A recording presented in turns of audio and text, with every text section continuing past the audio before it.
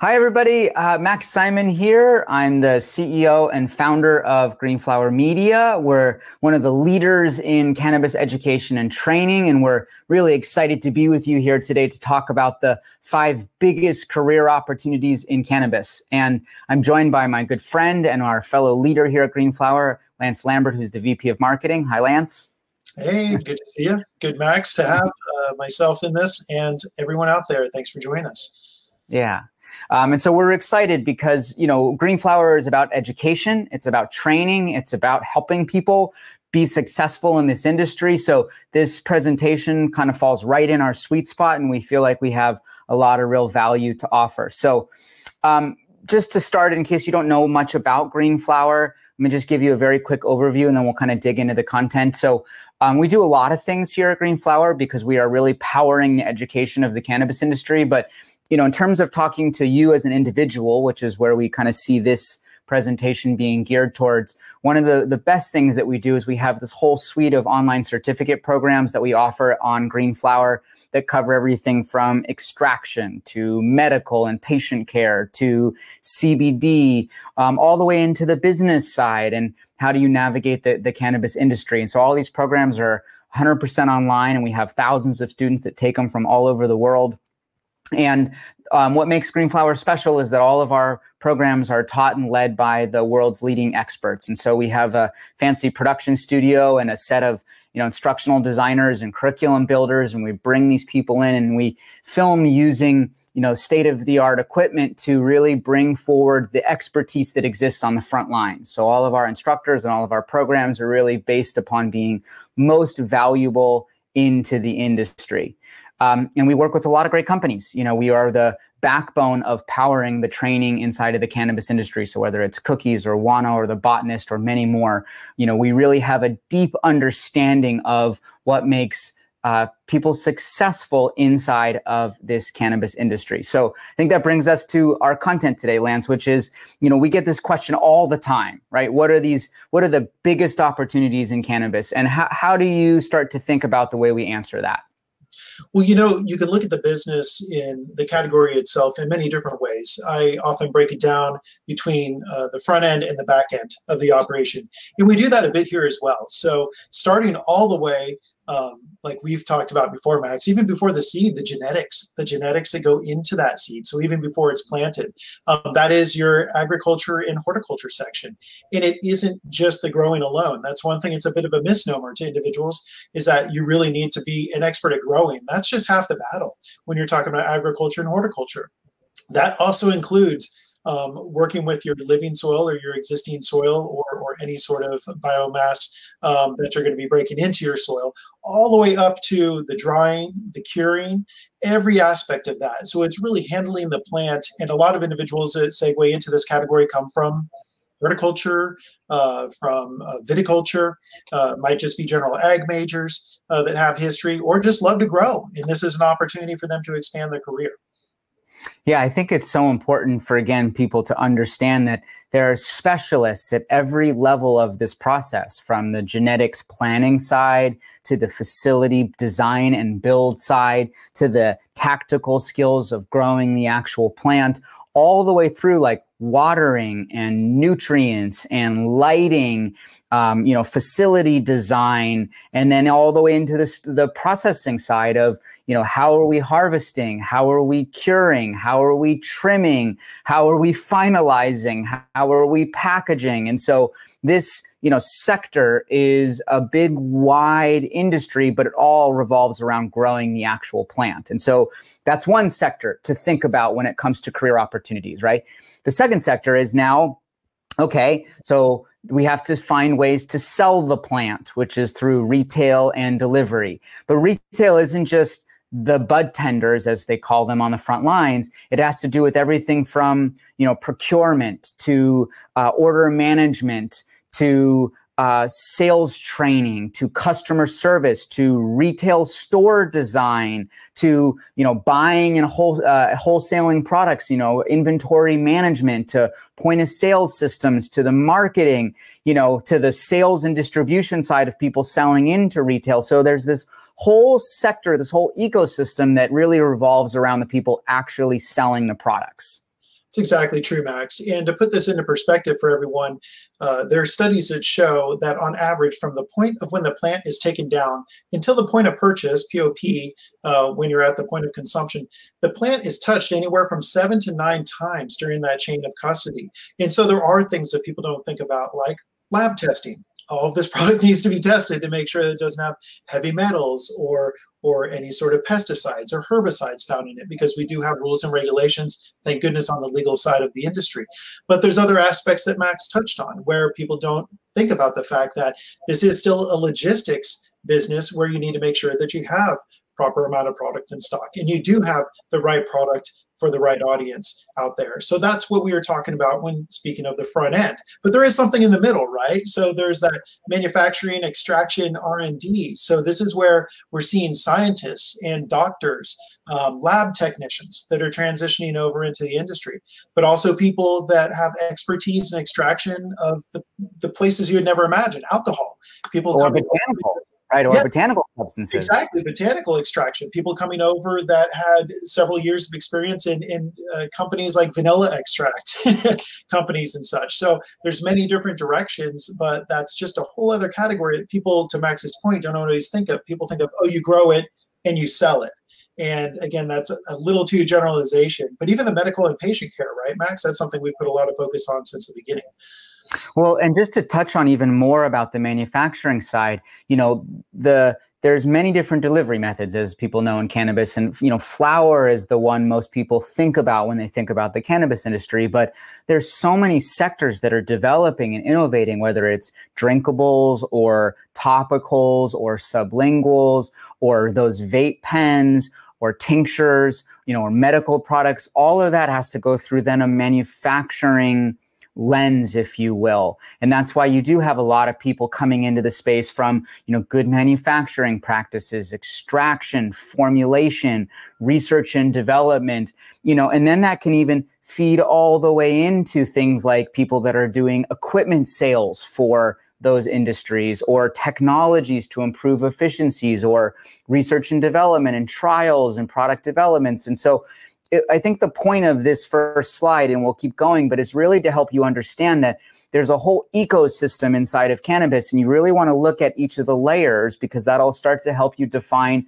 where you most want to go. So manufacturing, extraction, and R&D is one of those ones that's, quite frankly, growing at exponential rates, because so many companies are looking to innovate, and they need those kinds of experts on staff to be able to develop those products. So that's the third one. Fourth one is medical and patient care. And this is one that in the legalization movement is getting shifted around quite a bit. Now, that's because in some states, there's a full push towards kind of, recreational or adult use sales, if you will, like here in California. And in that, you're more actually having the experience of just having really well-trained people to be able to respond to patient questions, or do diagnosis, or do recommendations to people based on certain conditions and those kinds of things. But in many other states around the country, or even many places around the world, you have to remember, cannabis is still a purely kind of medically approved substance. And so in those places, oftentimes, nurse practitioners or MDs or people in the healthcare field are actually required to be a part of the ecosystem to be able to, approve medical cards for patients, or to be on site, to provide that level of guidance and support to people looking to, use certain cannabis for certain specific purposes and conditions. And so there's this whole ecosystem that comes into people looking for cannabis as a medicine and needing that level of specialized guidance to support and serve that sector of the industry. Yeah, there's some great examples of that, Max. From a global scale, to give you an idea, there's 40 countries out there that have either legalized, deschedulized, or deregulated cannabis. So you have countries like Germany or like Thailand, where it might not be a primary or secondary, but it's an alternative medicine that, exactly to Max's point, has to be issued by a doctor, has to be processed in the pharmaceutical fashion. Very similar to how Canada, although it is the first world country to offer adult use across the board, they still very much treat it more so by way of medical than by way of recreational. And these are all factors into the big equation and what opportunities exist, because along with compliance brings that structure and the people that are needed to execute on that. Yeah. And actually, that's the perfect segue into the last sector, which is this compliance, legal, finance, policy sector.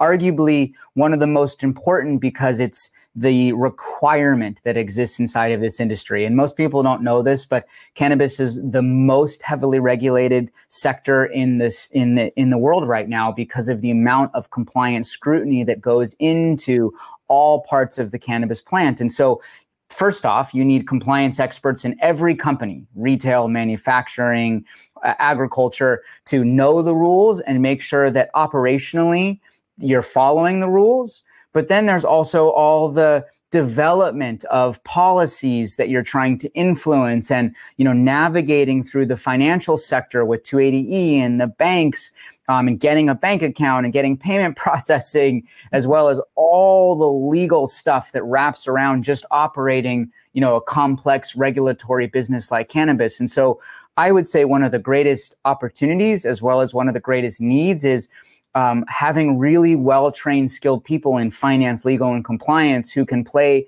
a part inside of the cannabis industry, because every company in the space is required to have that level of sophistication and knowledge just to be in compliance and operate successfully.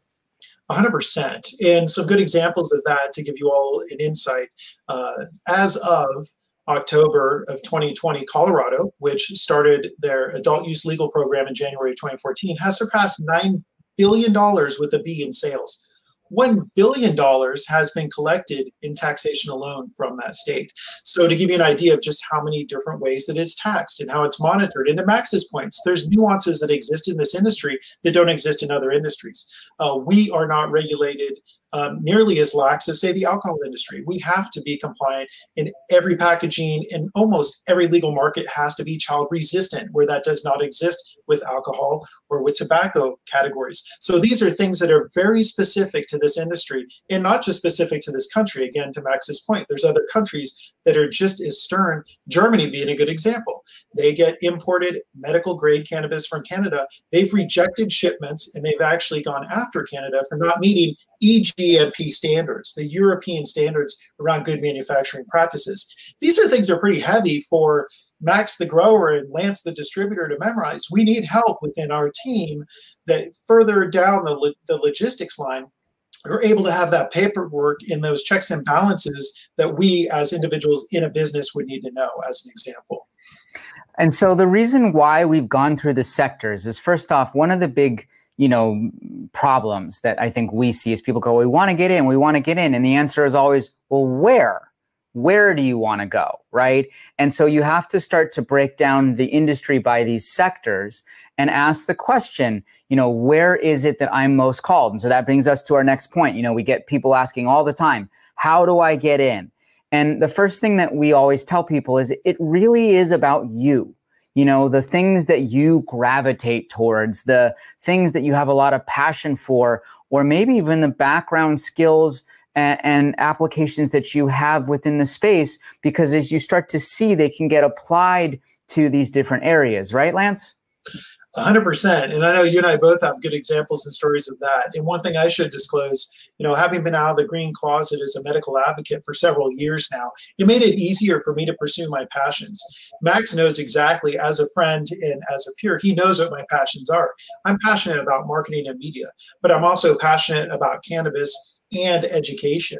So that was the perfect solution that brought me to Green Flower. But it was really interesting in the path that got me here. My background was in digital media. It was in mainstream media, working for companies like Scripps, HGTV, Food Network, working for DFM, owners of Denver Post and the like.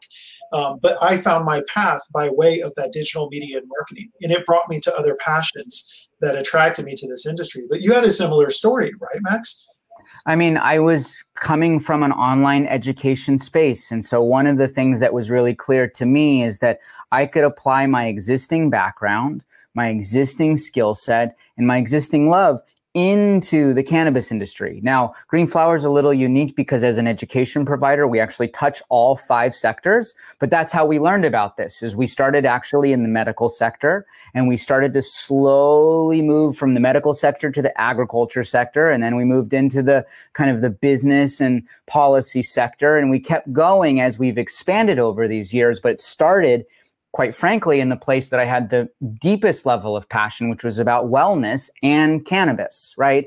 And so our story is no different, that we took what we already did, what we already loved, what we were already passionate about, and we found the sectors to be able to apply that to, which is what allowed us to, kind of build Green Flower into what it is today. And this same experience happens throughout everywhere in the sector. And so people always ask, what if I don't have a lot of experience? Well, we'll talk about some of the things that'll help you stand out, but it doesn't matter. What almost matters more is where you want to go within the space, and you understand what kind of skills and talents and passions you have to bring to that, because if it exists in other spaces, it definitely exists within cannabis, right? So that's the first point. First point is find what you resonate with within these sectors. But then the second one, which is a very important one, is to recognize that, going back to that, we are heavily regulated. That means that there's limited licenses in most cases. In the vast majority of cases, it's not a free market where people can just open stores and build whatever they want.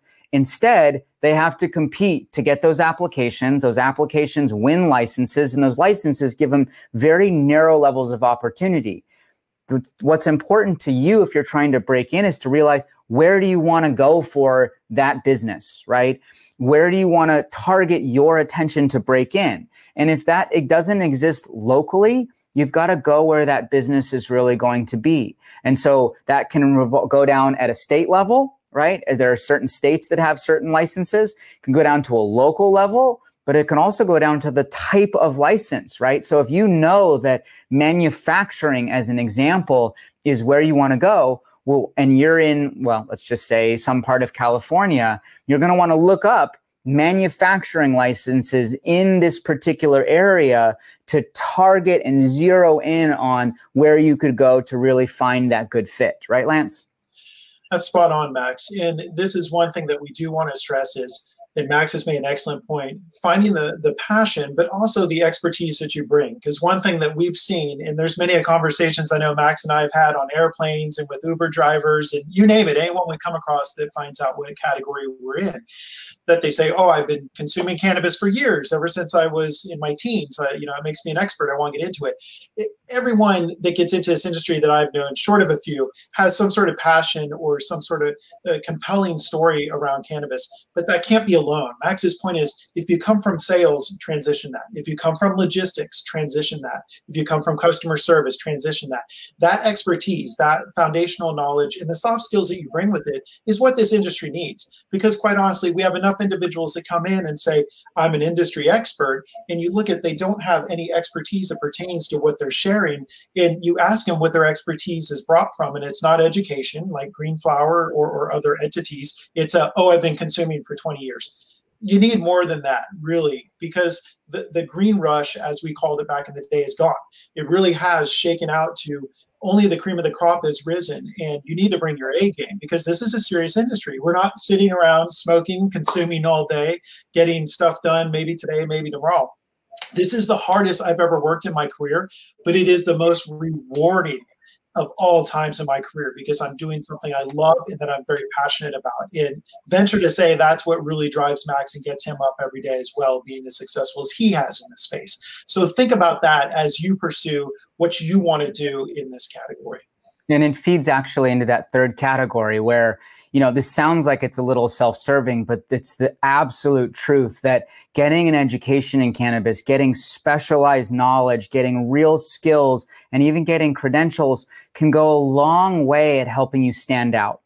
One of the things that I'm perpetually surprised by is how really, big name, well-experienced people can come into this industry, but they'll start using terminology or saying things that are just flat out false or making statements that are illegal. That shows me you don't actually understand cannabis. And so no matter what your credentials were before you got in here, once you get in here, it doesn't actually mean a whole lot. Because the people you're going to be interacting with are going to be people that, know what's going on and speak a certain lingo and have a certain familiarity. And if you don't, it'll take you a lot longer to be able to get in. And so this is one of those few industries you could find a $20 hiring manager actually has a superior advantage to you, even if you have decades of corporate experience, because if you don't speak cannabis, they're going to push you aside, right? And so it's really important to actually take some time to get educated, to really get some learning under your belt, because that'll allow you to speak the language, understand the nuances of which there are a million, and be able to show up in a way that actually shows some credibility inside of this space. Exactly. So then, the next question we get out is, okay, let's say that I have a sense of where I want to go. And let's say I understand more about what I want to do or the kind of area I want to play. Well, then how do I stand out? How do I get people to notice me? And the first thing that we would say is you've really got to understand, as much money and growth as this industry is projecting, it's still a pretty small industry. And you'll find that people know a lot of the same people. And so if you can start to really network, that means networking online, going to, even if they're virtual conferences, reaching out to people, building relationships. I can say, I was reflecting on this morning, Lance, that my intense focus on getting to know people in this industry is one of the main reasons why we've built such a big, successful company. It's because we really took the time to, learn who was who and who was building what. And in doing that, then I could use that network to, ask for client referrals, or to take advantage of bidding opportunities, or to jump into a certain pool that made sense because we knew a lot of the people. And so even if the people you're getting to know are not the ones that are going to hire you, that doesn't matter. It's a small industry. So the more you get to know people, the more opportunity you can use to lean on that network to kind of connect with the greater industry at large. And this is something you're very passionate about too, Lance. Yeah, this is something, if I can make it personal for a moment. I was at a company that was working from the outside in. Green Flower has always worked from the inside out, in my opinion, because of the passion that Max and the founders brought to the table. When I've known, and that's another good example of networking, I knew Max for years, but getting to know him was more recent. But we had been on the circuit for so long, and we went to those events, those trade shows, and we were at those virtual summits. But walking into Max, when this opportunity came about, he already knew about me. And that's what was so nice, was he knew what I did at Weed Maps. He knew what I did at Bovida. He knew what I did at the Cannabis. So he knew that I fit into this certain position that he had. That was one of the most impressive things for me, to hear that from him, coming from companies like, oh, really? That would be an ideal suit for you? And it's like, yeah, if you don't see that.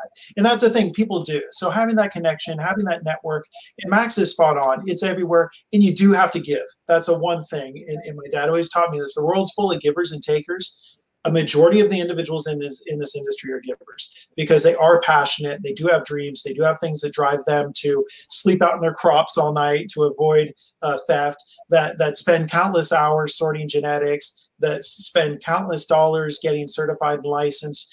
People are so passionate about this, and they're doing it for something more than the money. So I agree with Max. While everyone says it's the fastest growing, it's growing like a weed, you've heard all the puns over the past several years. Yes, there is great opportunity, both local and international, to you. But keep it in mind that you have to be passionate about it. And I'm not saying it's school teacher income, but it is something where that passion has to drive you enough, because there is a lot of opportunity, but it is also broken up into many different pieces.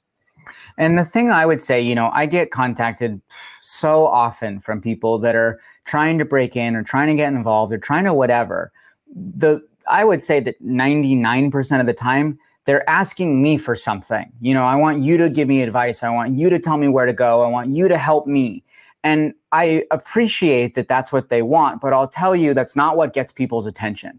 What gets people's attention is when you give first.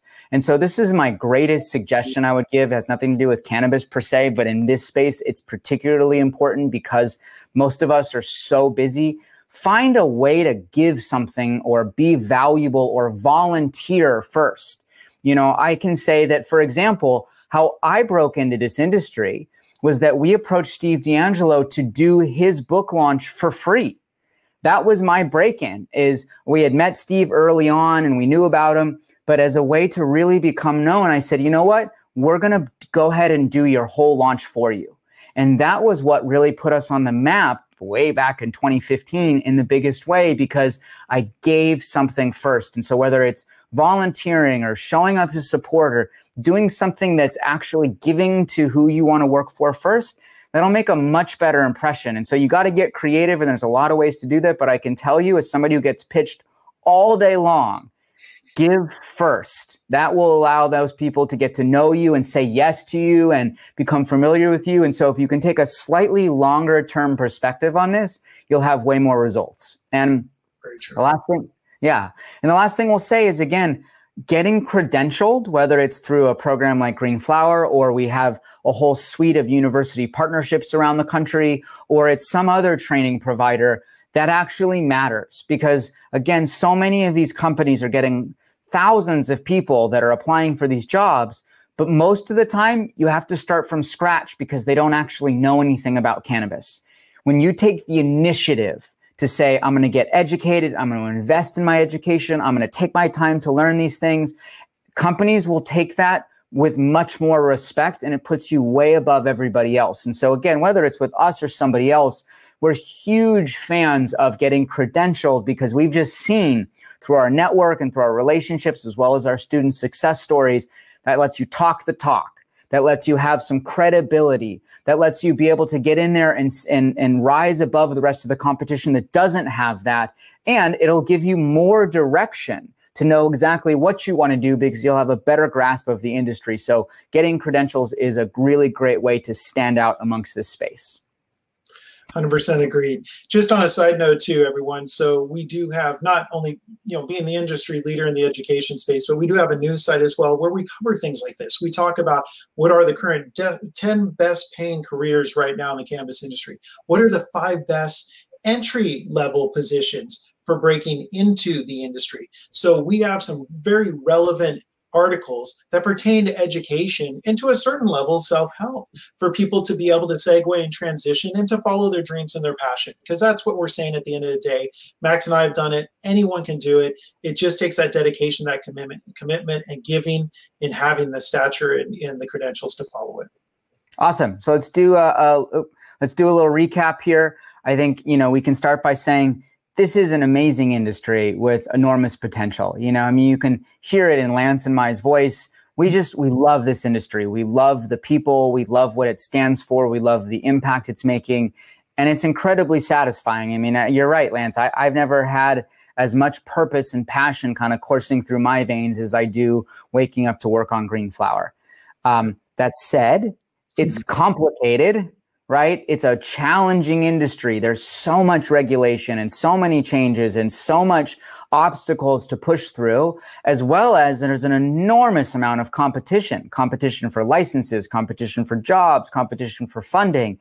So that makes it challenging, right? And that's why you have to do some of these things we've said today as steps to stand out. You can't be lazy. You can't just be a cannabis aficionado and expect to get hired. It doesn't work that way anymore. We've entered a new era of this space where it really requires you to be at the top of your game. So if you focus on where you want to go, you get connected to the industry, get connected to the people driving it forward, and you get educated, that's a great way for you to have success in this space. Lance, what would you close with?